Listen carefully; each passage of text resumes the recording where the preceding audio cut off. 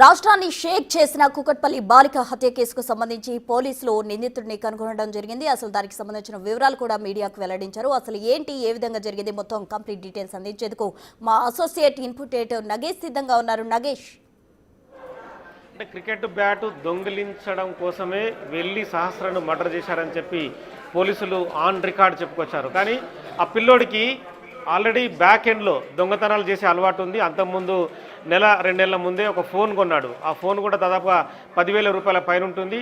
కానీ తల్లి దగ్గర, తండ్రి దగ్గర, ఇంట్లో ఎవరి దగ్గర కూడా డబ్బులు తీసుకోకుండానే సొంతంగానే ఫోన్ కొన్నాడు. మరి ఆ ఫోను ఎలా కొనడం అనేది ఖచ్చితంగా చెప్పచ్చు. ఆ పిల్లోడికి గత ఇంట్లో అంటే దొంగతనాలు చేసి ఏ రకంగా డబ్బులతోని ఎంజాయ్ చేయాలనే ఒక యాటిట్యూడ్ పిల్లోడి దగ్గర ఉంది. ఈ క్రమంలోనే ఆ ఫోన్ కొనడం, ఆ ఫోన్లోనే ఓటీటీ కానీ క్రైమ్ థ్రిల్లర్కి సంబంధించిన వీడియోల్ని రెగ్యులర్గా వాచ్ చేయడం. బిఫోర్ దట్ 1 మంత్ ముందే ఒక పేపర్లో అంటే మిషన్ డన్ అని చెప్పి ఒక 11 లైన్ల పదాలు రాశాడు. అందులో ఒక ఇంటికి దొంగతనానికి వెళ్తే ఎలా వెళ్ళాలి, ఎలా దొంగతనం చేయాలి, దొంగతనం చేసి బయటకు వచ్చే ముందు అక్కడ ఉన్న గ్యాస్ని ఆన్ చేయాలి, తదుపరి అక్కడ ఫైర్ చేయాలి అన్న పదాలని కూడా రాసుకొచ్చాడు. కానీ 14-15 ఏళ్ల పిల్లోడు క్రైమ్ థ్రిల్లర్ని తలపించే విధంగా క్రికెట్ బ్యాట్ కోసం వెళ్ళి సంపాడనేది పోలీసులు ఆన్ రికార్డ్ చెప్పుకొస్తున్నారు. కానీ ఆఫ్ ద రికార్డులో కొంతమంది మనకు అంటే వస్తున్న సమాచారం మేరకు దొంగతనం కోసమే ఆ పిల్లోడు ఇంట్లోకి వెళ్ళాడు. ఇంటి లోపల డబ్బులు ఏమాత్రం దొరకలేదు. కానీ అప్పటికే అమ్మాయి లోపల ఉంది. అమ్మాయి స్కూలుకు వెళ్లకుండా ఇంట్లో ఉండడమే అమ్మాయి ప్రాణం తీసిందని ఖచ్చితంగా చెప్పచ్చు. ఇంట్లో తల్లిదండ్రులు కూడా లేకపోవడం కూడా అమ్మాయి పాలిట శాపమైంది. కానీ 14 ఏళ్ల పిల్లోడు 10 ఏళ్ల పిల్లని బెడ్ పైన పడేసి కళ్ళు మూసుకొని విచక్షణ రహితంగా తన ఒక చేతిలో స్క్రూ డ్రైవరు, మరో చేతిలో కత్తి, ఆ కత్తి కూడా ఇంట్లో కూరగాయలు మామూలుగా మనం తరుక్కునే అంటే ఉల్లిగడ్డలు కానీ టమాటాలు కానీ కట్ చేసుకునే కత్తిని వెంట తీసుకెళ్ళాడు. అంటే మోటివ్ ఏందనేది మనకి ఇక్కడ అర్థమవుతుంది. అంటే ఆ ఇంట్లో కూడా అలాంటి పరిస్థితులు పెద్దవాళ్ళు ఉంటే వాళ్ళపైన కూడా అటాక్ చేసేవాడా అన్న క్వశ్చన్ మార్క్ కూడా ఖచ్చితంగా చెప్పచ్చు. కానీ పసిపిల్ల అంటే బయట లోకం తెలియదు. ఆ పిల్ల ఈ పిల్లోడు పొలుస్తాడన్న ఆ విషయం కూడా తెలియదు. ఎందుకంటే తనతో పాటే తిరిగాడు, తనతో పాటే ఆటలాడుకునేవాడు, కింద ఎప్పుడు కూడా క్రికెట్ కానీ మిగతా ఆటలు ఆడేవాడు. అంటే చుట్టుపక్కల జనాలు కూడా ఎప్పుడు క్రికెట్ ఆడుతూ వీళ్ళతోనే కలిసి తిరిగేవాడని చెప్పుకొస్తున్నారు. సహస్ర తన సొంత అన్నతో కూడా ఈ పిల్లోడు క్రికెట్ ఆడేవాడు. ఆ క్రికెట్ ఆ బ్యాట్ గురించి చెప్పుకొస్తే కనుక ఆ బ్యాట్కు స్ట్రోక్ బాగా ఉంటుందని చెప్పుకొస్తున్న పరిస్థితి. కానీ పిల్లోడి యాటిట్యూడ్ చాలా విచిత్రంగా ఉంది. ఆ పోలీసులు వచ్చిన క్రమంలో అంటే మర్డర్ చేసి ఇంట్లోకి వెళ్ళి ఫ్రెష్ అప్ అయి బయటకు వచ్చి ఈ మర్డర్ జరిగిందని చెప్పి పోలీసులు మామూలుగా రకరకాలుగా స్థానికులు విచారించే క్రమంలో ఆ పాప అరిచింది. ఆ అరుపులు ఎవరు విన్నారంటే ఫస్ట్ ఈ పిల్లోడు చేయలేబెట్టాడు, నేనే అరుపులు విన్నానని చెప్పాడు. అంటే అక్కడే మొదట పోలీసులకు ఈ పిల్లోడి మీద అనుమానం వచ్చింది. కానీ చిన్న పిల్లోడు కాబట్టి మొదటి రోజు ఆ పిల్లోడిని ఏమనలేదు. తదుపరి ఆ పిల్లోడు ఒక్కడు అరుపులు తనకే వినిపించిందని కాకుండా తనతో పాటు మరో 2 పిల్లలు కూడా అరుపులు వినిపించిందని చెప్పుకొచ్చాడు. కానీ తల్లికి మర్డర్ చేసిన విషయాన్ని తల్లికి చెప్పిండనేది కూడా ఇక్కడ ప్రధాన అంశం. ఎందుకంటే తల్లి కూడా ఖచ్చితంగా పోలీసులకు చెప్పాల్సిన అవసరం కనిపిస్తుంది. ఎందుకంటే ఒక మర్డర్ చేసి ఇంట్లోకి వచ్చి తల్లికి చెప్పడం అనేది ఎంత డేరుంటే మామూలుగా చిన్న దెబ్బ తగిలి పక్కలను కొట్టి వస్తేనే చాలామంది పిల్లలు తల్లిదండ్రులకు ఏమాత్రం చెప్పరు, ఆ పిల్లోడిని కొట్టిన మంచి కూడా చెప్పరు.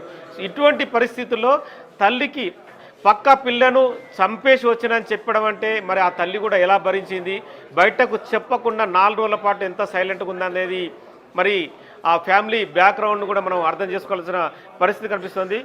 ప్రస్తుతం బిగ్ టీవీతో సీనియర్ అడ్వకేట్ నరేష్ ఉన్నారు. నమస్తే నరేష్ గారు. నమస్కారం అండి. సో ఈ మొత్తం అంటే క్రైమ్ థ్రిల్లర్ను తలపించే విధంగా సినిమాల్లోనే ఇటువంటి ఘటనలు చూస్తుంటాం. కానీ నిజ జీవితంలో కూడా ఒక 14 ఏళ్ల పిల్లోడు 10 ఏళ్ల పిల్లని అతి దారుణంగా 21 పోట్లు పొడిచి చంపడం అనేది అసలు ఎవరు జీర్ణించుకోలేరు. ఏ ఫ్యామిలీలో కూడా తమ పిల్లలు బయటకు వెళితే ఇంటికి వస్తారా అనేది ఒక క్వశ్చన్ మార్క్ అయితే ఇంట్లోకి వేరే పిల్లలు వచ్చి కూడా తమ పిల్లల్ని చంపుతారా కొడతారా అనేది రెండో క్వశ్చన్ మార్కు. ఇప్పుడు పిల్లల్ని బయటకు పంపి ఆడుకోనివ్వాలా ఆడుకోనివ్వకూడదా అనేది ప్రస్తుతం హైదరాబాద్లో ఎంటైర్ 2 తెలుగు రాష్ట్రాల్లో కూడా మొత్తం అంటే ఈ వ్యవహారాన్ని చూస్తున్న మామూలుగా ఎక్కడ తెలుగు వాళ్ళు ఉన్నా కూడా వాళ్ళందరూ భయపడే పరిస్థితి అయితే ప్రస్తుతం వచ్చింది. సో అంటే లీగల్గా జువైనల్కి పిల్లల్ని పంపిస్తారు, మానసిక స్థితి రకరకాలుగా ఉంటుంది, తదుపరి పరివర్తన అనేది చట్టంలో రకరకాలుగా ఉంటుంది. సో ఈ ఈ విషయాన్ని ఎలా అంటే మీరేం ఏం చెప్పదలుచుకున్నారు, చట్టం కానీ న్యాయం కానీ ఓవరాల్గా? ఫస్ట్ ఆఫ్ ఆల్ హైదరాబాద్లో చోటు చేసుకున్నటువంటి ఘటన మన యొక్క సమాజానికి ఒక పెద్ద హెచ్చరిక లాంటిది. మన యొక్క తెలుగు రాష్ట్రాలలో ఒక దిగ్భ్రాంతి కలిగించినటువంటి విషయం ఇది. ముఖ్యంగా చిన్నపిల్లలు ఏదైతే 18 సంవత్సరాల లోపల వయసు ఉన్నటువంటి పిల్లలు ఏదైనా నేరాలు చేసినట్టయితే మన యొక్క జూనియర్ జస్టిస్ బోర్డ్ యాక్ట్ 2015 ప్రకారము వాళ్ళకు దాని యాక్ట్ మీద నడవడం జరుగుతుంది. ముఖ్యంగా 16 సంవత్సరాల నుంచి 18 సంవత్సరాల వయసున్న పిల్లలు ఒకవేళ కానీ అత్యాచారం కానీ ఎటువంటి నేరాలు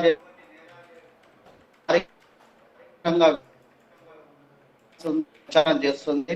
ఏదైతే 16 సంవత్సరాల లోపడున్న వయసున్న పిల్లలు ఇలాంటి నేరాలు చేస్తే మన యొక్క భారత ప్రభుత్వ చట్టాల ప్రకారము యొక్క జూనియర్ జస్టిస్ యాక్ట్ ప్రకారము వాళ్ళను శిక్షించాలనే ఉద్దేశం ఉండదు. వాళ్ళ యొక్క మానసిక పరివర్తనలో వాళ్ళను మార్పు తీసుకువచ్చి సమాజంలో మంచి చేసే విధంగా చేయాలనే ఉద్దేశంతో ఈ యొక్క జూనియర్ జస్టిస్ యాక్ట్ పెట్టడం జరిగింది. ముఖ్యంగా ఈ పిల్లగాడు అయితే చేసినటువంటి క్రైమ్ను చూస్తుంటే మాత్రము ఒక జూనియర్ జస్టిస్ యాక్ట్లో మనం కొన్ని మార్పులు చేయాల్సిన అవసరం కూడా ఉన్నది. ముఖ్యంగా జూనియర్ అనే దాని యొక్క వాడుకో అంటే 18 సంవత్సరాల లోపల ఉన్న వారి పిల్లలు మాత్రమే అంటుంది. గతంలో కూడా మనం నిర్భయ యాక్ట్ కూడా చూసాము. ఆ నిర్భయ యాక్ట్ ప్రకారం కూడా అందులో కూడా జూనియర్ వాళ్ళు ఉన్నారు. ఆ యొక్క దృష్టి పెట్టుకొని ఈ యొక్క కాలాలకు అనుగుణంగా పరిస్థితుల మారుతున్న అనుగుణంగా కూడా చట్టంలో కూడా కొన్ని మార్పులు చేయాల్సిన అవసరం ఎంతైనా ఉన్నది. ముఖ్యంగా ఈ పిల్లగాడు ఏదైతే చేసిందో గత నెల రోజుల నుంచి ఒక పేపర్ మీద అన్ని రాసుకొని మొత్తం అన్ని విధంగానైతే చేస్తుందో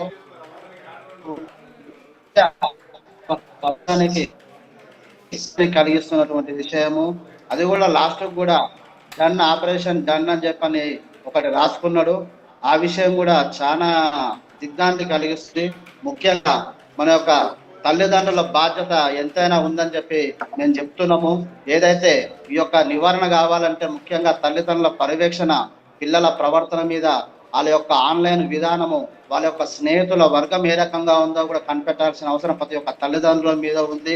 అదేవిధంగా రోజు తల్లిదండ్రులు ఉద్యోగాలు చేస్తూ, భార్య తల్లిదండ్రులు ఉద్యోగాలు చేస్తూ ఇంటికి వచ్చిన తర్వాత పిల్లలతో మాట్లాడుకోకుండా ఆ పిల్లలకు ఒక ట్యాబ్ ఇచ్చి మనం ఒక ఫోన్ పట్టుకొని వాళ్ళు అసలు ఏం చేస్తున్నారు, అబ్బాయిలు వాళ్ళు ఫోన్లో ఏం చూస్తున్నారు, అసలు ఏం నడుస్తుందో సమాజం కూడా అర్థం కాని పరిస్థితి ఉన్నది. ఇప్పటికైనా ఏదైతే ఈ పిల్లగాడు హర్రర్ సినిమాలు, క్రైమ్ వెబ్ సిరీస్లు చూస్తూ ఈ రకమైన మర్డర్కు ప్లాన్ చేసిండంటే అంటే ఒకవేళ ఇంటికి పోయి బ్యాటు దొంగతనం చేస్తే ఒకవేళ ఎవరన్నా అడ్డు వస్తే ఏ రకంగా చంపాలి, ఎట్లా తప్పించుకోవాలని కూడా ప్రీ ప్లాన్ ప్రకారం ఒక 14 సంవత్సరాల వయసు ఉన్న వ్యక్తి ఆలోచన విధానం కాదు.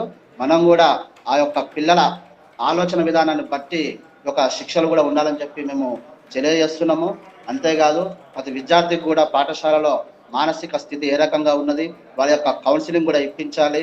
అదేవిధంగా ఎన్జిఓ సంఘాలు కానీ వివిధ సంఘాలతోటి పాఠశాలలో ఈ యొక్క పిల్లలు నేరాలు చేస్తే ఏ రకమైనటువంటి క్రైమ్ ఉంటుంది, హింసాత్మకాలు పాటిస్తే, మత్తు పదార్థాలు తీసుకుంటే ఏ రకమైన ఉంటాయో కూడా చెప్పాల్సిన బాధ్యత ప్రతి ఒక్క పాఠశాలలో ఉంది. అదేవిధంగా పాఠశాలలో కూడా విద్యా విధానంలో మార్పు తీసుకురావాలి.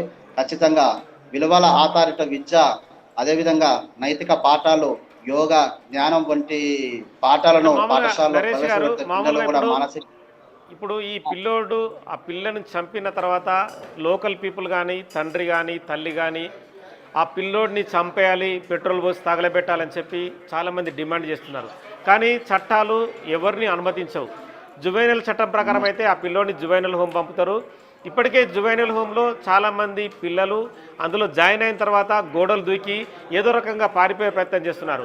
కానీ ఇలాంటి పిల్లోడు అందులోకి వెళ్ళిన తర్వాత మిగతా పిల్లలకు కూడా ప్రమాదం ఉండదా అనేది ప్రతి ఒక్కరికి వచ్చిన మార్క్. ఎందుకంటే ఈ పిల్లోడు అక్కడికి వెళ్ళిన తర్వాత ఆల్రెడీ ఒక మర్డర్ చేసిండు, వేరే వాళ్ళని కూడా అటాక్ చేసి వేరే వాళ్ళని ఎవరైనా క్రిటిసైజ్ చేస్తే ఈ పిల్లోడు ఊరుకుంటాడు అనేది కూడా ఇప్పుడు క్వశ్చన్ మార్కు. కానీ చట్టం మాత్రం ఆ జువైనల్ హోమ్ పంపించాలి, పరివర్తన తెప్పించాలనేది చట్టం కానీ న్యాయం కానీ వాళ్ళు చెప్పే విధానం, వాళ్ళు చెప్పేది లా. కానీ ఇక్కడ లాకు అతీతంగా పిల్లోడి ప్రవర్తన ఉంది.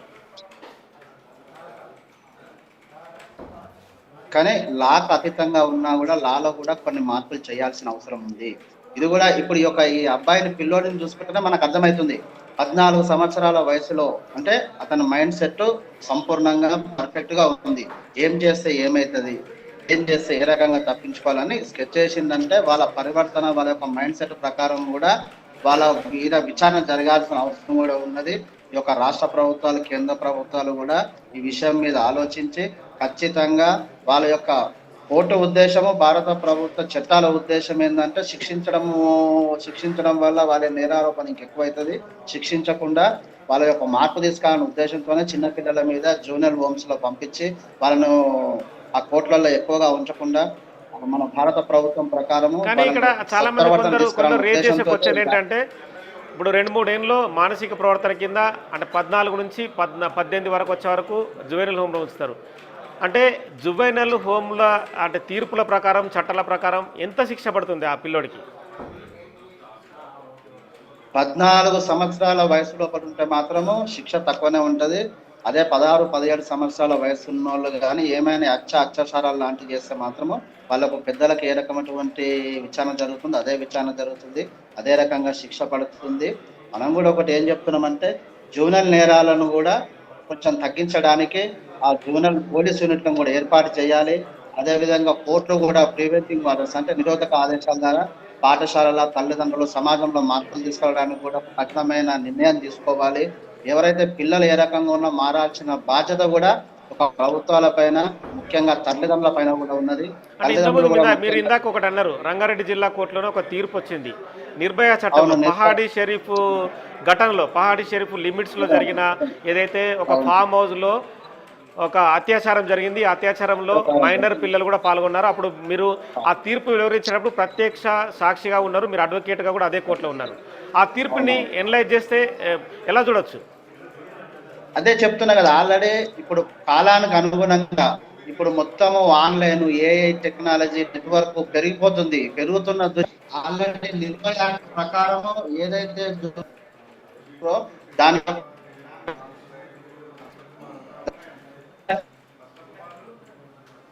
దానికి అనుగుణంగా మనం చట్టాలకు కొంచెం మార్పులు తీసుకొస్తే ఈరోజు ఈ యొక్క పరిస్థితి జరిగే ఉద్దేశం ఉండదు. కాబట్టి ప్రభుత్వాలు కూడా కొంచెం ఈ యొక్క జూనియర్ యాక్ట్ ను మార్చాల్సిన అవసరం ఉన్నది. పిల్లల సత్ప్రవర్తన మీద కూడా ఖచ్చితంగా నిఘా పెట్టాలి.